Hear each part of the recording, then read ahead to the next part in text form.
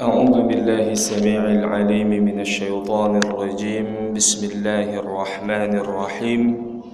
أحييكم بتحية الإسلام. السلام عليكم ورحمة الله وبركاته.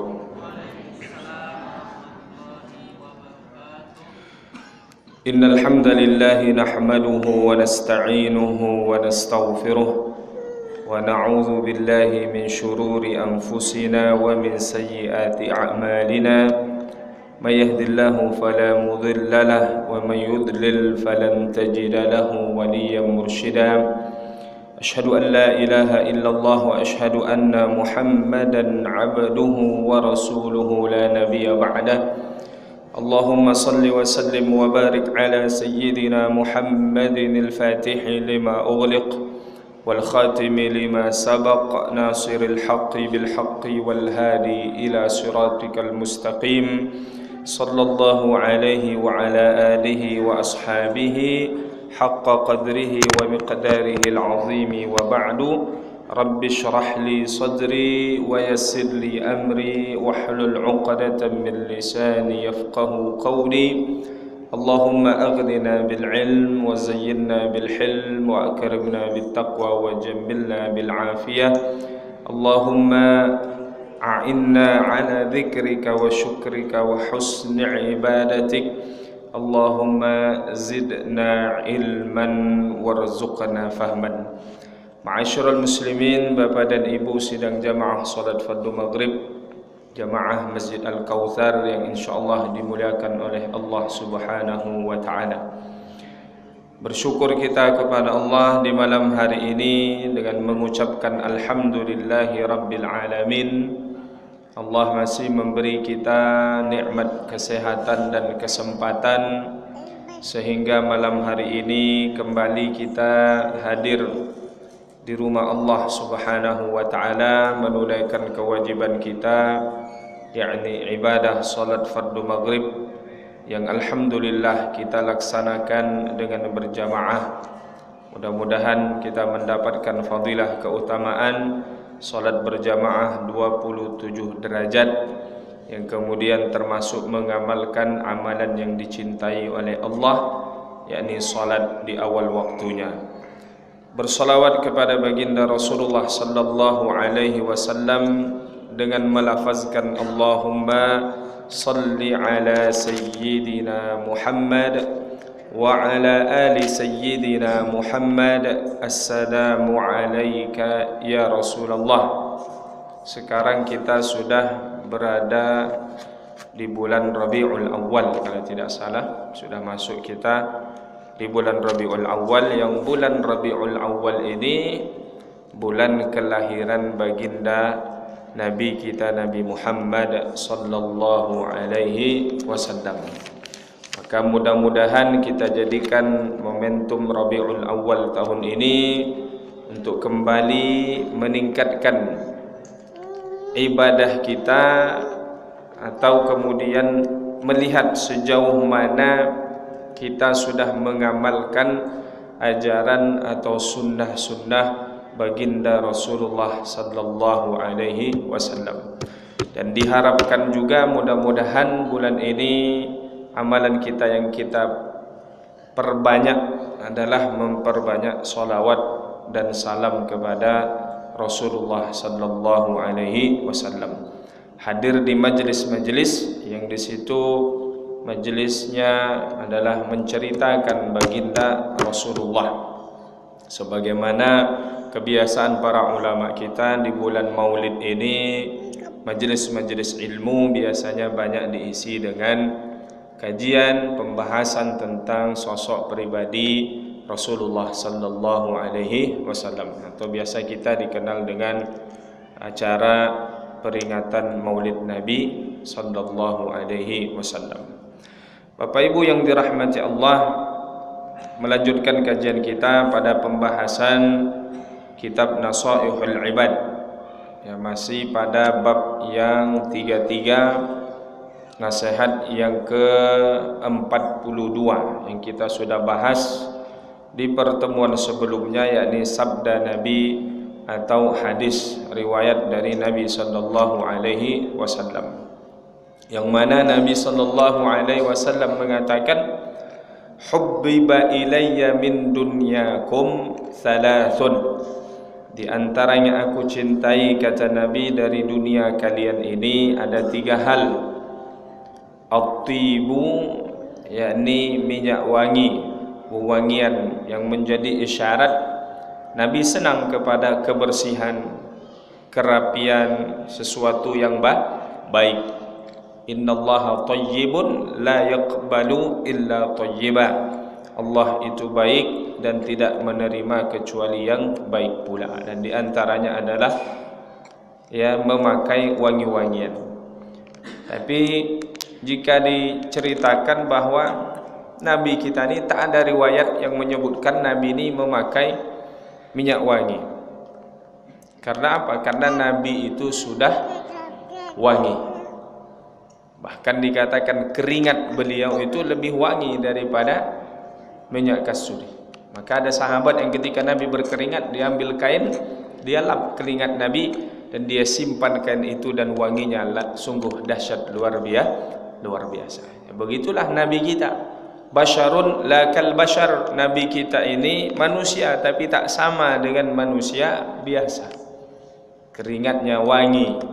Bagaimana kemudian banyak diberikan kemuliaan oleh Allah Subhanahu wa taala, ya.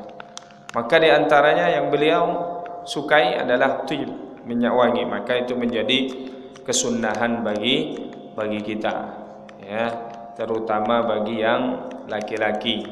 Yang perempuan pakai minyak wangi cukup di dalam rumah. Bahkan suatu riwayat Nabi mengatakan, siapa perempuan yang mau datang salat Isya, maka janganlah dia memakai minyak wangi, karena dia akan datang salat berjamaah di rumah Allah, ya, untuk menghindarkan dari fitnah. Jadi ibu-ibu kalau beli minyak wangi, pakai untuk suami. Jangan yang terbalik, pergi ke kondangan pakai minyak wangi satu botol, ya. Giliran di rumah apa adanya, Ustaz, ya. Jadi seharusnya terbalik, ya, pakai minyak wangi di depan suami, ya, untuk suami, karena duitnya dari suami juga. Maka minyak wangi yang pertama. Yang kedua, an-nisa'u, yakni perempuan. Yang maknanya ini Nabi menunjukkan kepada kita bahwa kecenderungan laki-laki terhadap perempuan ini menjadi sesuatu yang sunnatullah. Dalam Al-Quran, zuyyina linnasi hubbus syahawati minan nisa, yang maknanya normal kalau laki-laki suka kepada perempuan. Yang tidak normal itu laki-laki suka laki-laki. Ada gitu, Ustaz? Ada. Dan yang menghebohkan, membuat kita merasa sedih, Pekanbaru ini termasuk kota yang paling pesat, ya, penularan penyakit LGBT ini. Bahkan dikatakan ketua LGBT Indonesia ini dari Pekanbaru. Wah, ini dahsyat, luar biasa. Maka kita perlu memperhatikan anak laki-laki kita ini, ke siapa dia bergaul, siapa kawannya. Jangan sampai nanti kita menyesal di kemudian hari. Kita tengok anak kita kok sudah umur segini nggak mau menikah, sudah ditawarkan ini dan lain sebagainya, sepupunya, kawan dan lain sebagainya, tak mau. Karena ternyata terkena virus penyakit LGBT ini, suka kepada sesama jenis. Jadi maknanya yaitulah sunnatullah. Jadi laki-laki senang kepada perempuan ataupun sebaliknya. Maka kata Nabi, tidak ada fitnah yang lebih besar aku tinggalkan setelah aku meninggal, kata beliau, di antaranya adalah fitnah laki-laki dengan perempuan atau kepada lawan jenisnya. Kemudian yang ketiga, ju'ilat qurratu 'ainin fis shalah, qurratu 'aini fis shalah, dan dijadikan kecintaan Nabi adalah penyejuk bagi Nabi adalah salat. Nah, ini tentu yang lebih utama. Kenapa disebutkan hikmah di antaranya yang dua ini sifatnya berkaitan dengan duniawi atau hubungan terhadap sesama. Tapi kemudian salat ini adalah hubungan kepada Allah Subhanahu wa taala. Ini ustaz cilik kita sibuk budak.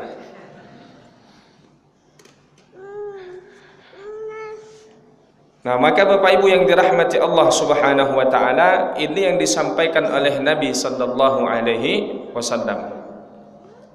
Lalu kemudian ketika sahabat ada bersama Nabi, ketika Nabi menyampaikan ini, wa kana ma'ahu sallallahu alaihi wasallam ashabuh, hadir bersama Nabi waktu itu sahabat-sahabatnya, di antaranya Abu Bakar As-Siddiq, ada Umar, ada Uthman, ada Ali, keempat sahabat yang luar biasa ini. Maka mereka duduk bersama Nabi. Faqala Abu Bakar As-Siddiq radhiyallahu taala anhu wa arda. Maka berkata pula Abu Bakar As-Siddiq ini ketika Nabi mendengar, ataupun ketika Abu Bakar mendengar apa yang disampaikan oleh Rasulullah sallallahu alaihi wasallam. Kata Abu Bakar, "Shadaqta ya Rasulullah, engkau benar wahai baginda Rasulullah. Wa hubbiba ilayya minad dunya." Maka Abu Bakar ikut berkomentar, mengatakan, yang aku cintai dari dunia ini pula, kata Abu Bakar, salasun, ada juga tiga hal. An-nazru ila wajhi Rasulillah. Yang pertama, kata Abu Bakar, yang aku sukai, aku cintai di dunia ini adalah memandang wajah Rasulullah sallallahu alaihi wasallam. Bagaimana dengan kita yang tidak bertemu dengan Nabi? Kita hanya diceritakan saja, terkadang kita bahasa kita merinding, mendengar bagaimana pribadinya, sifatnya, ciri-ciri fisiknya Nabi sallallahu alaihi wasallam yang sungguh sangat luar biasa. Wajahnya beliau digambarkan seperti bulan purnama yang bercahaya. Maka Abu Bakar di antara yang disenanginya, disukainya adalah memandang wajah Rasulullah sallallahu alaihi wasallam. Maka mudah-mudahan dengan keimanan kita, dengan ibadah kita kelak di akhirat bersama Nabi sallallahu alaihi wasallam, diperkenankan melihat wajah beliau sallallahu alaihi wasallam. Lalu kemudian yang kedua, kata Abu Bakar, wa infaqu mali ala Rasulillah. Yang aku senangi pula adalah menginfakkan hartaku untuk Nabi sallallahu alaihi wasallam. Kan kisahnya jelas, Abu Bakar ini datang kepada Nabi memberikan seluruh harta yang dimilikinya. Atau kalau bahasa kita, tabungannya lah, uangnya yang beliau punya berapa ratus dinar, yang beliau serahkan seluruhnya kepada Nabi sallallahu alaihi wasallam. Ketika ditanya, ya Abu Bakar, wahai Abu Bakar, ma tarakta li ahlik, apa yang kau tinggalkan, sisahkan untuk keluargamu, kalau semua harta ini engkau serahkan. Maka kata Abu Bakar As-Siddiq radhiyallahu anhu, taraktu lahumullaha wa rasulah. Yang aku tinggalkan untuk anak-anak atau keluargaku ini adalah Allah dan Rasulnya. Artinya yang aku pahamkan kepada mereka, pemahaman untuk beriman teguh, berpegang kepada ajaran Nabi sallallahu alaihi wasallam, dan keyakinan bahwa harta sesuatu yang akan kita tinggalkan, ataupun kemudian kita yakin akan jaminan harta dari Allah Subhanahu wa taala atau rezeki ini. Kemudian yang ketiga kata Abu Bakar, wa antakuna ibnati tahta Rasulillah. Saya senang, di antara yang ku senangi adalah ketika putriku bersama Nabi sallallahu alaihi wasallam. Ya, maknanya ketika Abu Bakar yang menikahkan putrinya Aisyah radhiyallahu anha ya dengan Nabi sallallahu alaihi wasallam. Maka inilah Bapak Ibu yang dirahmati Allah, kalau kita melihat Abu Bakar ini semuanya berkaitan dengan Rasulullah. Karena beliau memang yang selalu dekat dengan Nabi, membersamai Nabi sallallahu alaihi wasallam. Orang yang paling pertama membela Nabi ketika ya orang-orang kafir Quraisy ini banyak ya menentang ataupun kemudian tidak mempercayai apa yang dibawa oleh Rasulullah, termasuklah dalam peristiwa Al-Isra wal Mi'raj ya. Ketika hijrah, maka Abu Bakar yang menemani Nabi sallallahu alaihi wasallam. Baik, lalu kemudian kita sebut tadi hadir juga pada waktu itu Umar. Maka berkomentar pula Umar bin Khattab dengan mengatakan, "Shadaqta ya Aba Bakr." Engkau benar wahai Abu Bakar. "Wa hubbiba ilayya minad dunya salas." Dan kata Umar bin Khattab, dan yang aku cintai dari dunia ini ada tiga hal yang aku senangi. Apa itu? Al-amru bil ma'rufi wan nahyu 'anil munkari. Al-amru bil ma'ruf wan nahyu 'anil munkar watsawbul khalaqu. Tiga hal. Menyeru kepada kebaikan, mencegah dari kemungkaran. Kita kenal Umar bin Khattab ini adalah sahabat yang sungguh sangat tegas, luar biasa ya. Apa-apa kemudian teguh dalam menegakkan syariat Allah Subhanahu wa taala ya. Berani ya.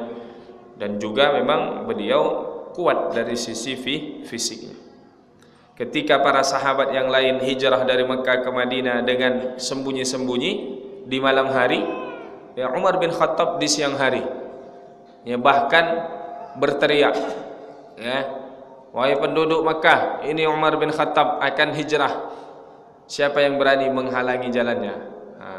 Tak ada yang berani.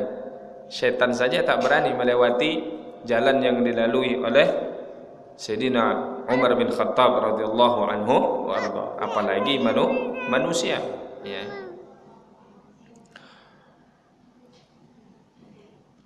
Lalu kata Umar bin Khattab tadi, al-amru bil ma'ruf wan nahyu 'anil munkar watsawbul khalaqu. Pakaian yang usang ya. Atau maknanya beliau tak suka berpakaian yang mewah-mewah. Maka disebutkan ya, annahu kana fi jubbatihi 14 rik'ah. Jadi dikatakan Umar bin Khattab itu terkadang jubah yang dipakainya itu ya, gamisnya ada sampai 14 tempelannya, 14 jahitannya ya. Karena ya dia kalau robek maknanya dijahit lagi, ditampal dan lain sebagainya. Sederhana Sayyidina Umar bin Khattab radhiyallahu anhu. Padahal beliau juga orang kaya, menyerahkan separuh hartanya kepada Nabi sallallahu alaihi wasallam. Lalu berkata pula Utsman bin Affan, "Shadaqta ya Umar, engkau benar wahai Umar bin Khattab. Wa hubbiba ilayya minad dunya." Jadi masing-masing sahabat ini menyebutkan mengikut apa yang dilakukan oleh Rasulullah. Maka Utsman bin Affan apa pula yang komentar beliau? Tiga yang aku sukai di dunia ini. Yang pertama kata beliau, isba'ul ji'an, memberi makan kepada orang yang lapar ya. Utsman bin Affan ini juga sahabat Nabi yang kaya juga ya. Ada yang menyebutkan 1/4 hartanya yang diberikan kepada Nabi sallallahu alaihi wasallam. Maka di antara yang beliau senang adalah memberi makan kepada orang yang lapar ya. Orang kalau kelaparan nampak senyum saja susah. Tapi begitu dapat makan, tersenyum dia, ya, senang. Maka itu amalan yang luar biasa, amalan yang dicintai oleh Allah, membuat saudara kita yang lain bahagia, senang, tersenyum. Ya, di antaranya membantu dengan memberi makan atau memberi harta. Wa kiswatu al-uryan, memberi pakaian kepada orang yang tak punya pakaian. Maknanya beliau ini bersedekah, bersedekah makanan, bersedekah pakaian. Wa tilawatul Quran, dan juga yang disenangi oleh Utsman bin Affan adalah membaca Al-Quran. Ya, bukan berarti sahabat yang lain tidak senang membaca Al-Quran. Kita ketahui seluruh sahabat ini setiap harinya gemar membaca Al-Quran. Bahkan dikatakan ketika waktu mendekat subuh, di waktu-waktu sahur itu, terdengar dari suara dari rumah-rumah sahabat ini seperti suara lebah, karena mereka berlomba-lomba membaca Al-Quran. Ya. Ngikut dia. Nah, jadi ini tiga, Bapak Ibu yang dirahmati Allah Subhanahu wa taala, yang juga bisa, semua apa yang disebut oleh para sahabat ini adalah amalan-amalan yang bisa kita tiru dalam kehidupan kita. Faqala Ali radhiyallahu anhu, maka berkomentar pula Sayyidina Ali, menantu baginda Rasulullah, sepupu Rasulullah, karramallahu wajhah, yang Allah muliakan wajahnya. Shadaqta ya Utsman, engkau benar wahai Utsman. Wa hubbiba ilayya minad dunya thalath, dan yang aku cintai, yang aku senangi dari dunia ini ada tiga hal. Al-khidmatu lid-dhaifi, yakni berkhidmah untuk tamu, maknanya memuliakan tamu. Senang kalau ada tamu datang kemudian menjamunya, ya. Dan menjamu tamu ini juga diantara amalan yang luar biasa. Bahkan menjadi kebiasaan kekasihnya Allah, Nabi Ibrahim alaihi salam. Bahkan ketika yang datang malaikat pun, ya, karena Nabi Ibrahim tak tahu kalau yang datang ini ternyata malaikat berwujud manusia. Dilihat, sepertinya orang ini musafir dalam perjalanan, mampir bertamu. Maka kebiasaan Nabi Ibrahim menjamu tamunya, pergi ke belakang rumah menyembeli anak sapi yang gemuk, dimasak, dihidangkan untuk tamu dua orang ini. Diberi makan, dipersilahkan, tak dimakan, tak disentuh makanan itu. Ternyata kemudian ternyata yang datang itu adalah dua malaikat utusan Allah Subhanahu wa taala. Malaikat tak makan, tak minum, ya. Maka al-khidmatu lid-dhaif, dan banyak juga riwayat yang menegaskan tentang bagaimana kita diminta untuk memuliakan tamu, ya. Maka di antara adabnya kalau ada tamu, ya, cepat segera begitu tamu duduk suguhkan minum, ya.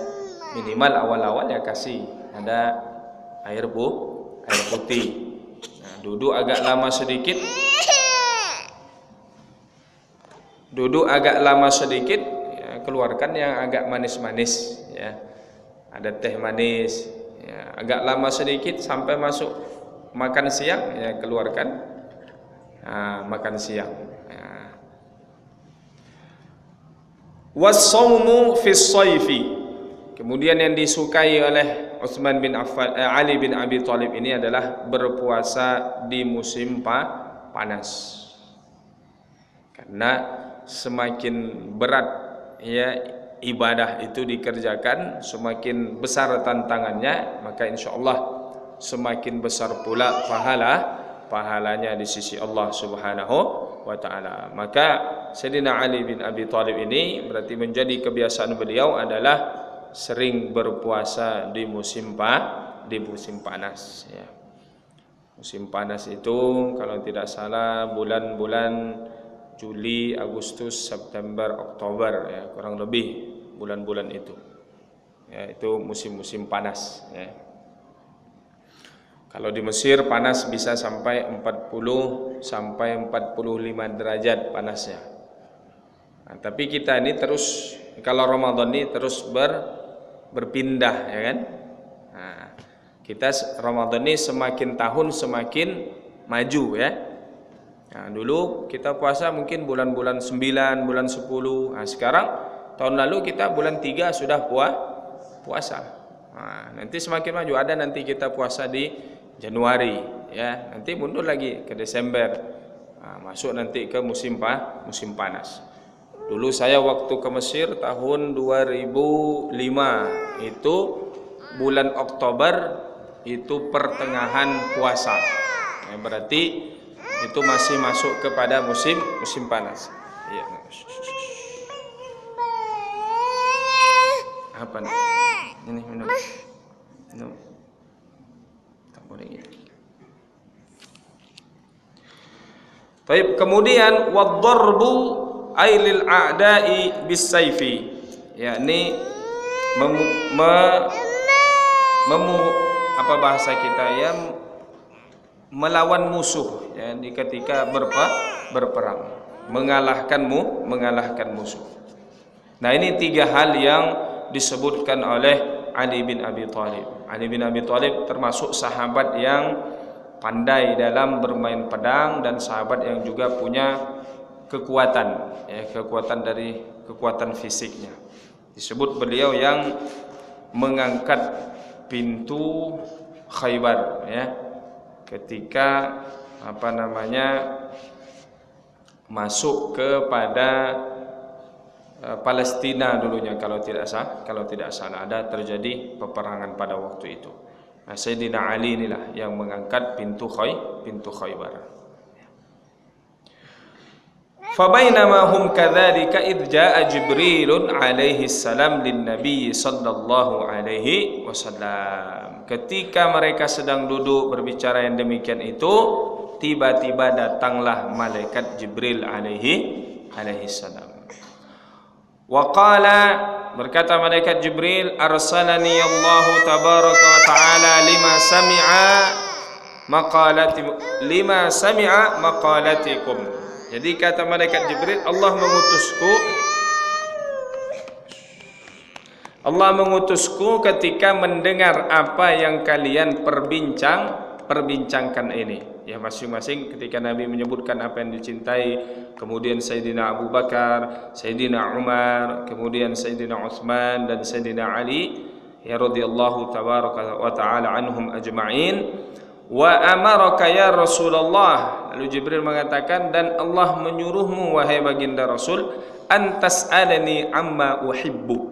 Allah menyuruhmu untuk bertanya kepadaku apa yang aku cintai. Jadi maknanya karena masing-masing sahabat yang luar biasa ini menyebut apa-apa yang dicintai, disenangi di dunia ini, maka Jibril diperintahkan oleh Allah agar Nabi bertanya kepada malaikat Jibril. Kalau bahasa kita, Jibril disuruh ikut nimbrung, ya, karena masing-masing sahabat menyebut. Nah, kalau kita kira-kira apa yang kita cintai ini dari dunia ini, masing-masing disuruh menyebutkan 3 hal. Nah, nanti kita pikirkan masing-masing, kira-kira apa 3 hal yang kita senangi di kehidupan dunia ini. Mungkin ada masing-masing kita punya kecenderungan yang berbeda. Maka kata Jibril, Allah menyuruhmu wahai baginda Rasulullah untuk menanyakan kepadaku apa yang aku cintai, in kuntu min ahli dunia. Kalau seandainya aku ini penduduk dunia juga, maknanya menjadi manusia.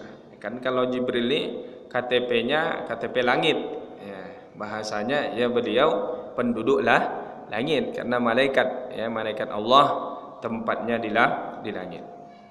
Faqala ay Rasulullah, maka Nabi berkata, ma tuhibbu, apa yang kau senangi wahai Jibril? In kunta min ahli dunia, kalau engkau memang menjadi bagian dari penduduk bumi ini, penduduk dunia ini. Faqala irsyadud dhallin, pertama kata malaikat Jibril adalah memberikan petunjuk kepada orang-orang yang tersesat, membawa mereka kepada jalan hidayah, menyembah Allah Subhanahu wa taala. Itu yang disenangi oleh malaikat Jibril. Wa mu'anasatul ghuraba'il qanitin, dan senang, ya, dekat, ya, kepada siapa? orang-orang yang asing di kehidupan dunia ini yang mereka taat kepada Allah Subhanahu wa taala. Kan dalam suatu riwayat Nabi mengatakan, "Ish fid dunya ka'annaka gharibun." Hiduplah di dunia ini seperti engkau orang asing. Maknanya apa Bapak Ibu yang dirahmati Allah? Asing kita dengan dunia ini, bahwa ini dunia ini tempatnya siapa? Sepertinya bukan tempatnya kita, bukan tujuan kita. Au abiri sabilin, atau hanya kita ini melewati, melintas saja di dunia ini. Maka maknanya dunia ini bukan rumah kita, dunia ini bukan tempat kita. Dunia ini hanya tempat singgah saja, sementara saja. Tempat kita adalah dulu tempatnya Nabi Adam alaihissalam, ya, bapaknya manusia, yakni di dalam surga Allah. Maka kalau ibaratnya kita ini sedang mengembara dan kita sedang menuju ke tempat kita semula dulunya adalah di dalam surga. Maka itulah yang paling kita harapkan.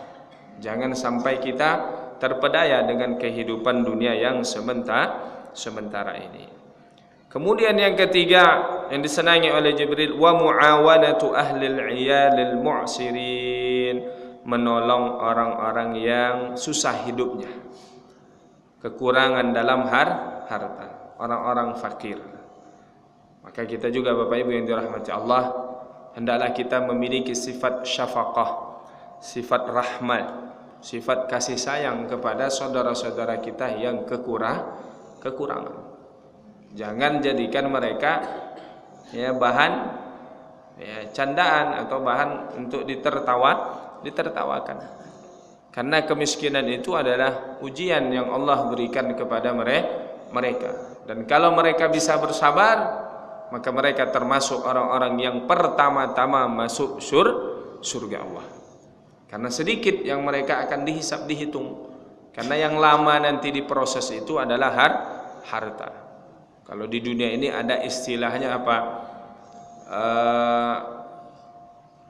Apa namanya itu? Rekap harta itu, menghitung ya, akuntan ya. Dihitung di rekap ini benar nggak nih hartanya ini dan lain sebagainya. Apalagi di akhirat. Nah, hartalah yang paling berat pertanggungjawabannya, karena pertanyaannya dua. Dari mana didapatkan? Kalau dari yang haram sudah otomatis pasti akan disiksa. Kalau dari yang halal akan diperiksa. Dan kemana ia belanjakan? Ke sesuatu yang Allah ridhoi atau ke sesuatu yang Allah tidak ridhoi. Nah, maka inilah diantara yang disebutkan oleh Jibril, malaikat Jibril alaihi salam. Wa qala Jibril, dan Jibril pun kemudian berkata lagi, yuhibbu rabbul izzati jalla jalaluhu min abidihi thalath. Jadi ternyata Jibril menyampaikan juga, Allah senang dari hambanya itu 3 hal yang Allah senang dari kita itu. Apa 3 hal ini? Badrul istita'ah, mengeluarkan segala kemampuan untuk melakukan ketaatan kepada Allah, berjuang luar biasa. Nah, ini namanya al-jihad, al-juhd. Jadi jihad itu artinya bersungguh-sungguh. Ya, apa rintangan, tantangan mampu untuk dilewati. Yang penting bisa beribadah kepada Allah Subhanahu wa taala. Kemudian yang kedua, wal buka'u 'indan nadamah. Allah senang kalau ada hambanya yang menangis, menyesal atas dosa dan maksiat yang dilakukan. Kira-kira kapan terakhir nangis, Bu? Kemarin Ustaz nonton sinetron. Yang bikin nangis sinetron. Kapan kita terakhir menangis? Menangis karena dosa yang kita lakukan. Kemudian kita datang memohon ampun kepada Allah Subhanahu wa taala. Nah, jadi kita harus ada waktu-waktu yang kita pakai ini bermunajat, berduaan dengan Allah Subhanahu wa taala. Dan itu diantara sifatnya Sayyidina Umar bin Khattab. Kita sebut beliau tegas orangnya, tetapi beliau juga baka, orang yang paling banyak menangis dalam kehidupannya. Was-sabru 'indal faqah. Kemudian sabar ya dalam menghadapi keinginan-keinginan atau ada hajat kita, ada kebutuhan kita yang belum kita gapai, belum kita capai, atau ada kesusahan yang kita lewati, yang kita hadapi dengan bersabar. Nah, inilah Bapak Ibu yang dirahmati Allah Subhanahu wa taala, beberapa hal-hal yang penting, yang baik, yang mudah-mudahan kita menjadi bagian dari apa yang disebutkan dalam nasihat ini. Ada berapa poin? Dari Nabi 3, Abu Bakar 3, Umar 3, Utsman 3, Ali 3. 3 kali 5 sudah 15. Masuk lagi Jibril 3, 18. Tambah lagi yang disebutkan Jibril, Allah senang dari hambanya 3, jadilah semuanya 21. Sampai kita ke rumah masih ingat 10 itu alhamdulillah. Ya, dapat 1 pun tak mengapa. Ada dikisahkan seorang kakek ini, dia selalu minta diantarkan ke majelis ilmu oleh anaknya, ya, atau oleh cucunya. Yang penting dia niman dapat 1 ilmu yang bermanfaat, diamalkan dalam majelis ilmu itu sudah cukup baginya. Ya, sampai sebegitunya. Yang penting dia mendapat istifadah, mendapat manfaat dari dia duduk dan hadir di majelis ilmu. Nah, inilah Bapak Ibu yang dirahmati Allah Subhanahu wa taala, beberapa hal yang dapat kita sampaikan. Ada berapa menit? 4 menit kurang lebih. Nah, barangkali ada yang ingin ditanyakan yang masuk pada pembahasan kita atau di luar dari pembahasan kita, tak mengapa. Asal jangan ditanya, Ustadz pilih siapa gubernur. Nanti kampanye pula. Silakan Bapak Ibu kalau ada yang ingin ditanyakan. Ini tidur dia, tenang sikit.